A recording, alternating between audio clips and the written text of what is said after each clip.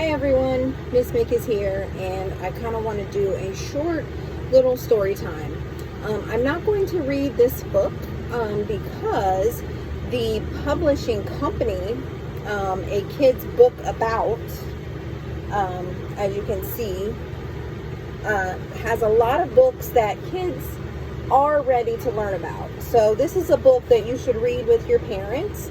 And they actually have, I just discovered that a month ago, so in September of 2021 on YouTube, a kid's book about actually has posted on their YouTube channel, and they had a podcast, episode 3 from September 2021.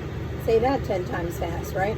And the author, Jordan Theory, he talks about systemic racism and this book, what factors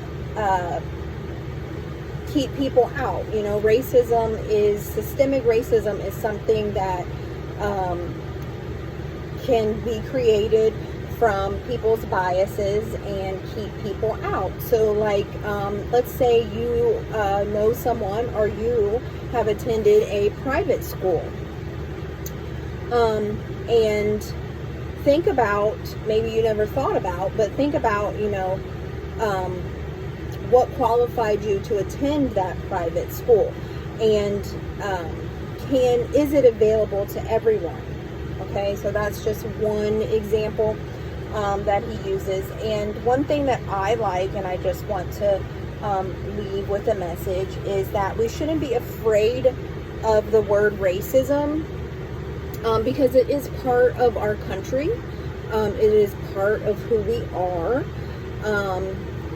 and as humans, and a lot of times thoughts that we make about other people come from biases, you know, so I wrote that down. There's some information on this, and biases are things that sometimes we are unaware of until we really think about a situation, and they can be based on untruths and things that are that have been set up that are not fair, circumstances that some people can't help themselves. So one thing that I always like to say is that you know, you can't blame a poor person for being poor.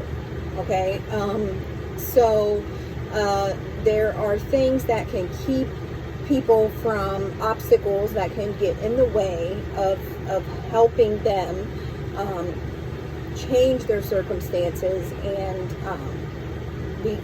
have more money, or you know, not be labeled poor anymore. So I really do not think that anyone has a child and thinks, you know, I'm gonna live poor and have children and be stuck there.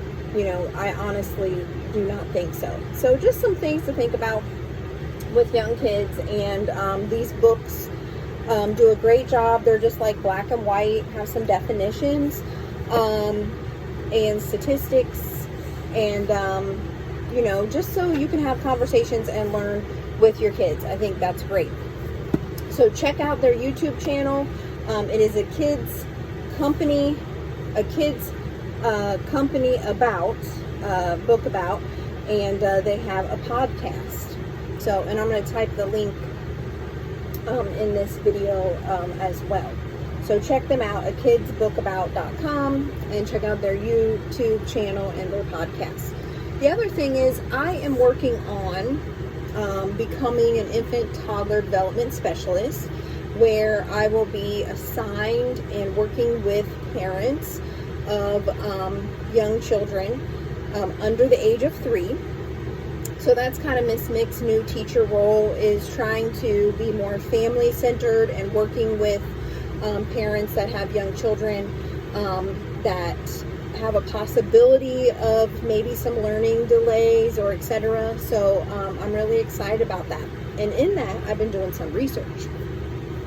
And one of the things that I had to research was from the Yale social psychologist Irving Janis. And his work he was fascinated by the question of how can a knowledgeable group of experts, okay, make such a terrible decision. And he talks about this theory called educated people and experts getting pressured and coming to this consensus of a group think and becoming victims of group think, which I definitely have seen as someone who questions authority and is always like, okay, just because we've always done things this way, as you know, doesn't mean that we should be always doing things that way, because we've learned with technology and we learn and we should adapt and we should change things. It shouldn't always be, you know, well, it's worked in the past, you know, but if it's not working, you can't just keep doing the same things. So the groupthink theory kind of looked at the NASA Challenger launch that went wrong. And lately in the news, we've been hearing about these stories of people being able to buy a ticket and travel into outer space. Well, when I was a child, you know, that we just didn't go to outer space. There were very few people who were able to train and become astronauts and get to go up into outer space. So when the NASA Challenger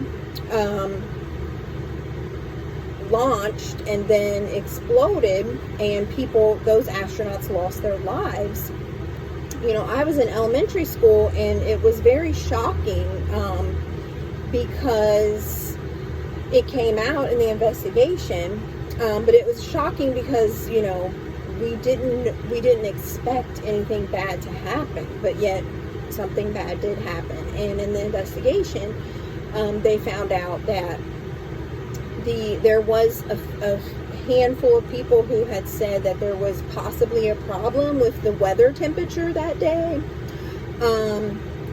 and that maybe it should be postponed. Something about the frost or, you know, the cold chill in the morning could throw off the O-rings and some of the seals in the space shuttle. And but it was just this small, you know, person who was like, look, I don't know if this is going to function. We haven't tested it in these type of weather conditions. And so, you know, he was being pressured by a lot of other people, like, you know, should we change the date? Do we, you know, this whole big televised thing. And he fell to what this Yale social psychologist refers to as groupthink. He fell victim to that, and he basically said, well, you know, it's going to be okay. And so sometimes, you know, he had that little bit of doubt, but wasn't enough to convince the whole. So then the group out pressured him, and then they went ahead and launched. And then here, exactly what he had predicted, I guess, did cause the Challenger to not be able to return to Earth and take people's lives. So today is a little bit, you know, kids, watch this with your parents, and don't be afraid to learn new things. And Irving Janis, I'll type that in there if you want to read more about him as well. Have a good day.